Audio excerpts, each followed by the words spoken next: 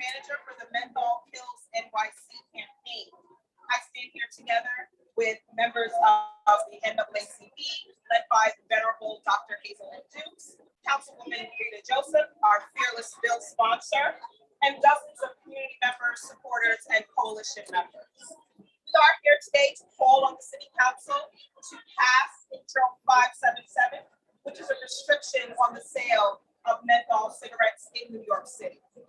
Big tobacco has aggressively marketed easier to smoke and harder to quit menthol flavored cigarettes to children and unfortunately directly to African Americans in New York for decades, killing thousands of New Yorkers each year.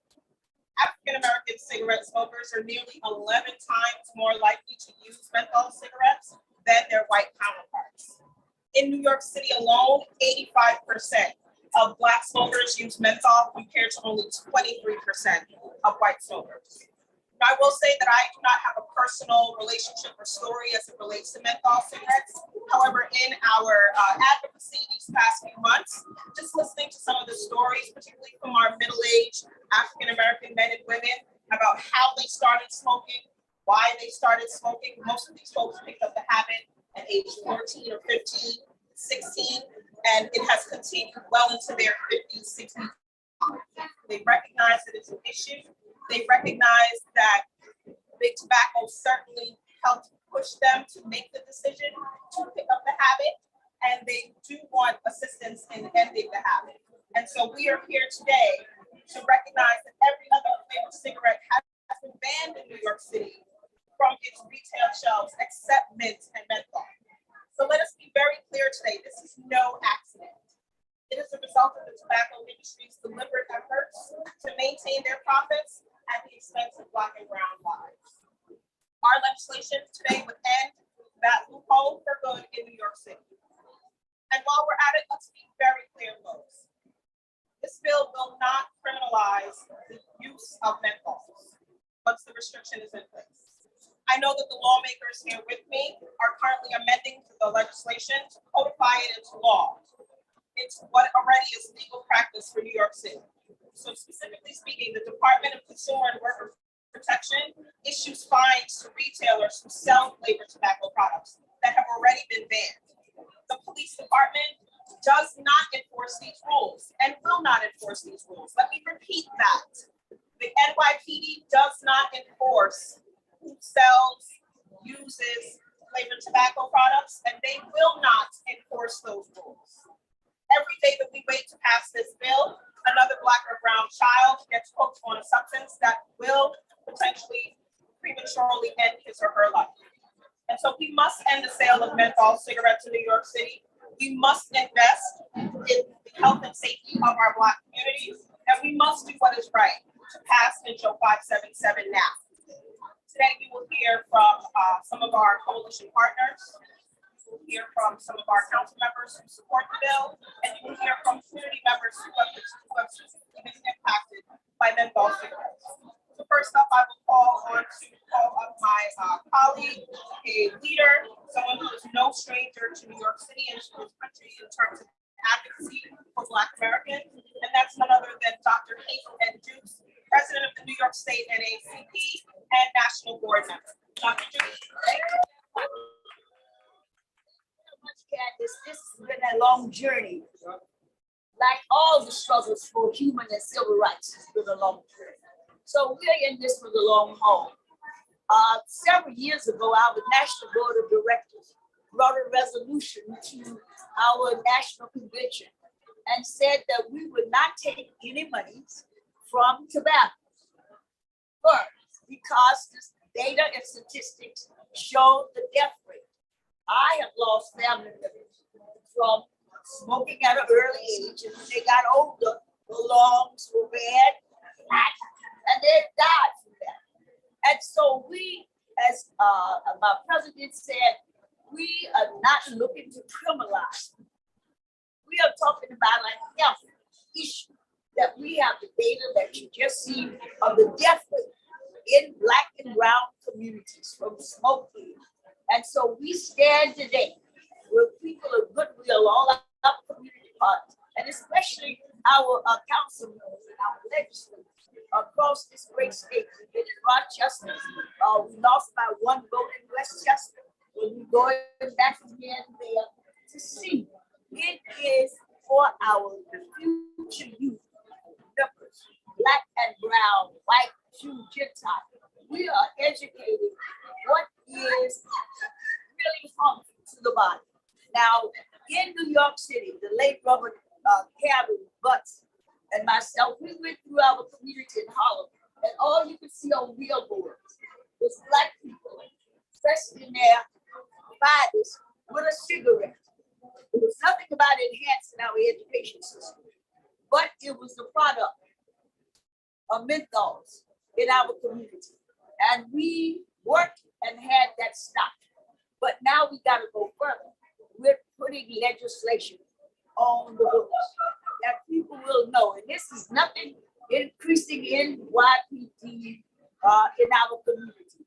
That's a lie that's being spread by the tobacco people and those that they are paying their big lots. But we are advocates. We can reach out to our communities and to the grassroots and educate them. So we are here for the long haul. The NAACP, all our communities, we are here. We will get this done for the health and safety of our community. Thank you.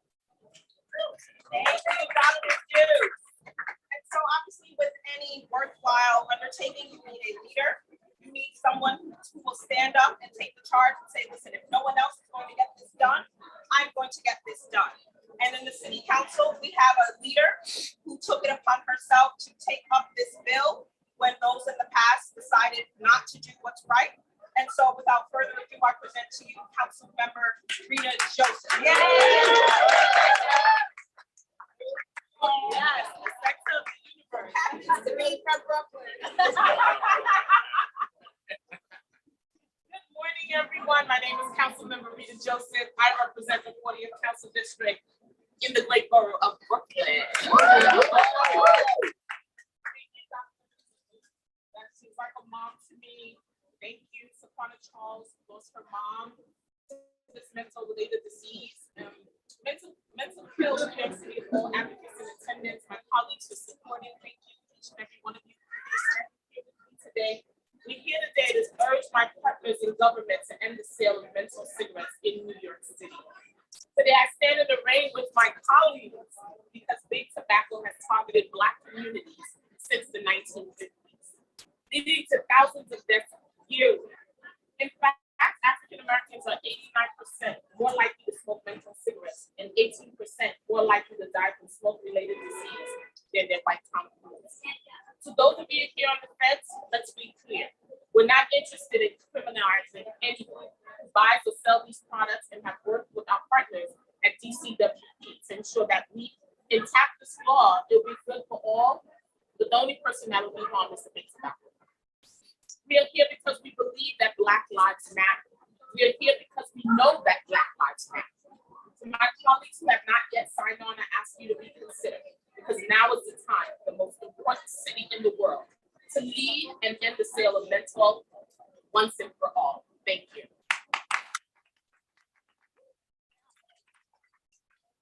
This is what leadership looks like. And this is what we need in our communities. This is what we need in our city. Thank you so much, Councilman. Next up, someone who also doesn't need our introduction, someone who is a leader who back in 2019, when the bill was first introduced, did his part to make sure that his colleagues supported that effort. And for that, we are immensely grateful. And so I present to you Borough President of Brooklyn, Antonio Reynoso. Thank you so much. And I just want to say, I'm not happy that I'm back and it hasn't been passed. We started this fight a long time ago, and we were able to ban a significant amount of flavors that targeted mostly young people in the city of New York when it came to tobacco. But we didn't finish. And if anybody knows me, I like to get things done. We don't want to talk about it or have halfway measures to take care of the health of our Black and brown communities. Now, when we think about bodega, we think about the yellow and red awning. We think about the bodega cat sitting on top of a loaf of bread. There's certain things that are synonymous with it. But something else is the advertisement of menthol cigarettes on the windows of all these bodegas. that is not by luck. That is not by chance. That is something that has been done intentionally so they can target areas that have bodegas which tend to be poor Black and brown communities. In doing so, raising a generation of people that have now smoked menthol cigarettes. And what we want to do is start moving away from that. Undo the harm that big tobacco has put forth through advertising in these communities. And the way we do that is by holding big tobacco accountable. We're not talking about the people that are buying it. We're not talking about the bodega owners. We're talking about the folks that have set forth these ads specifically to damage our communities and take advantage of them. So we say no more. And here to support, of course, the great Brooklyn Council member Rita Joseph and her legislation, because the way Brooklyn goes, the city goes. I want to thank the NAACP. That's real. The whole country goes. I love it. And I love everyone else.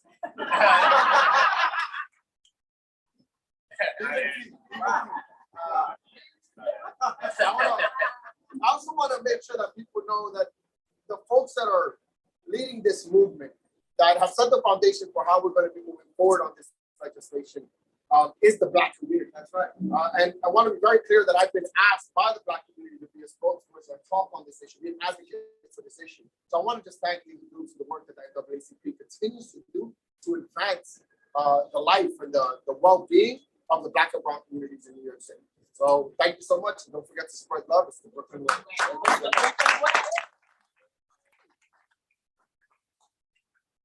Thank you, Vice President.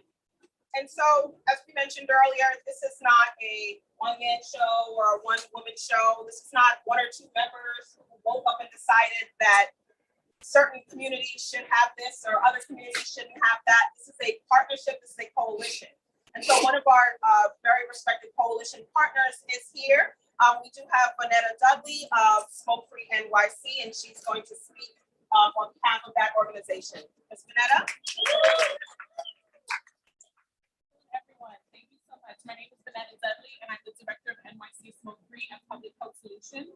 Public Health Solutions is the largest not-for-profit health agency in New York City that supports vulnerable New York City families in achieving optimal health and building pathways to reach their potential.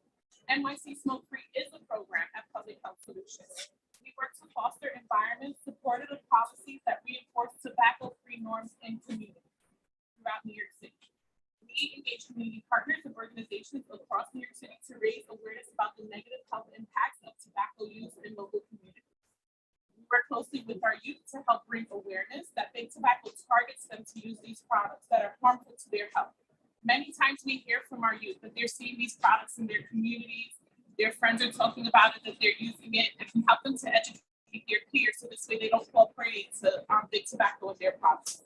Tobacco companies add flavors to their products to attract more youth and teens, as well as to match the taste of their products. These companies know that their products are harmful and dangerous to our youth, but find ways to disguise them and make them more appealing. Menthol is a green, minty leaf product. It is a product used to heal the sick. It is found in gum, something that we use to freshen our breath. However, we can also see menthol in tobacco products like cigarettes and e-cigarettes. We see menthol tobacco products in communities, and it's confusing. How is a product that's supposed to heal be combined with a product that can cause health problems? I'm here to tell you today that when menthol is combined with tobacco, it is deadly. In New York City, 2 out of 3 young smokers start with menthol flavored tobacco products. The menthol flavor additive helps to mask the harshness of the tobacco product.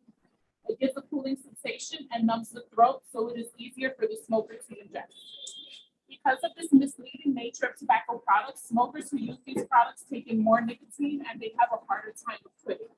And this is the most alarming, as many parents don't want to see their children succumb to the use and the negative effects of menthol tobacco product use. The parents are fed up, communities are fed up watching this happen to their kids, and they're tired of seeing big tobacco in their community. In our program, we hear from our youth who say that they are tired of seeing the products in their communities. They are alarmed because they know the average smoker in New York City and in New York State is 13. They know the more times the younger children see the products in the community, the more opportunity there is for them to start using it. Students are alarmed because they know that a new smoker can easily be their friend, a relative, or a school peer, and that they can get sick from using these products. They provide education, but when addiction has taken over, How do they help that friend or relative or friend fall no longer to tobacco companies? It is time that we get a change in our community, a change for our youth's future. We need to continue pushing the education to ensure that our youth learn the truth and understand the dangers of these tobacco products in their companies. Thank you.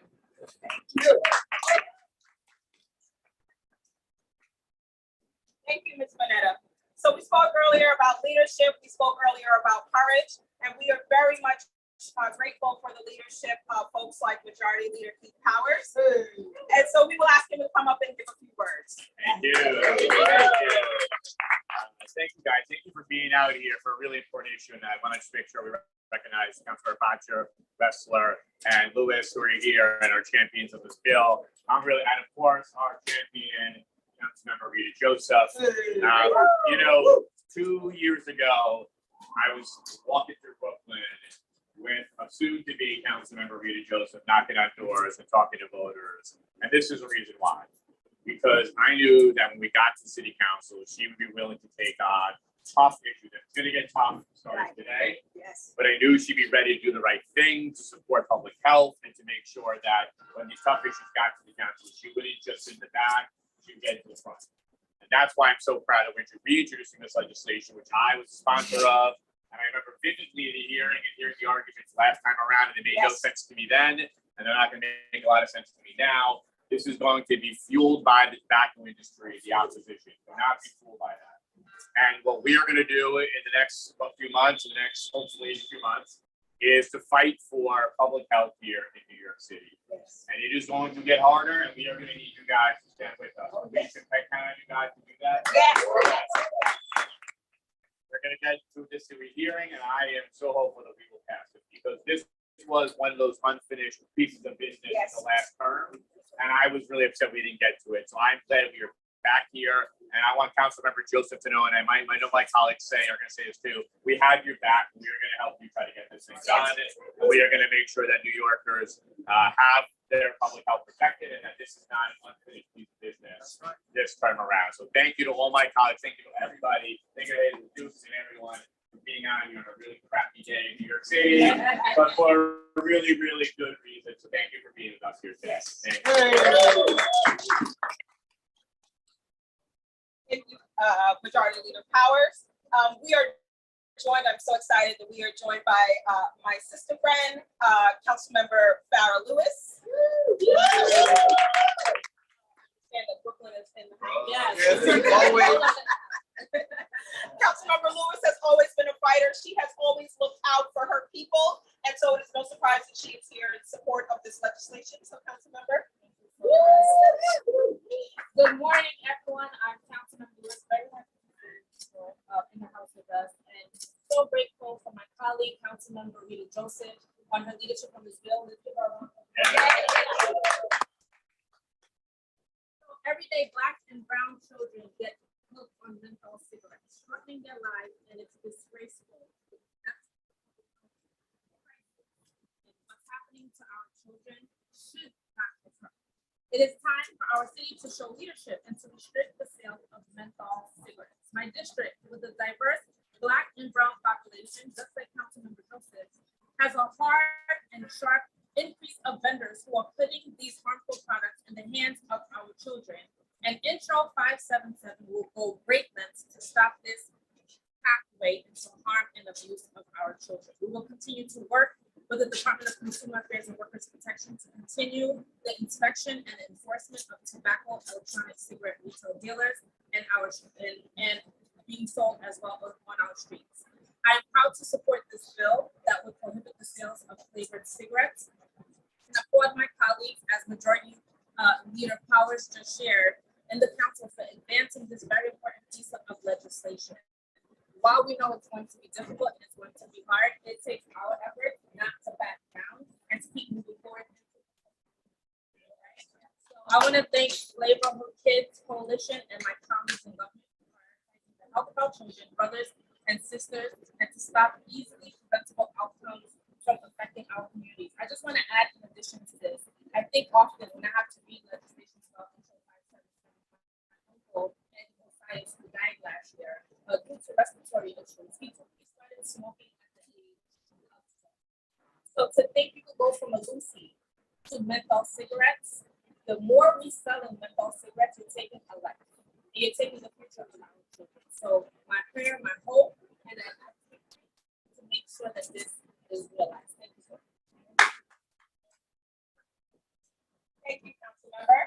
And if it hasn't been yet abundantly made clear, our coalition is a broad one. It is a diverse one. And so certainly the folks who support this effort come from diverse backgrounds, and they may not necessarily look like me, but they understand that my life has value, your life has value, so on and so forth. And so with that, I bring up Councilmember Lincoln Ressler to give a few remarks. Thank you. I want to thank the Menthol Kills Coalition, and I especially just want to take a moment to recognize Dr. Hazel Williams. We don't do enough to celebrate the legends in our midst, and that is Hazel Williams. And we are lucky to have her continuing to lead the fight on issues critical like this one that are going to save lives. And this bill is going to pass because Rita Joseph is going to get over it. We have made tremendous progress in New York City over the last 20 years in reducing the prevalence of smoking.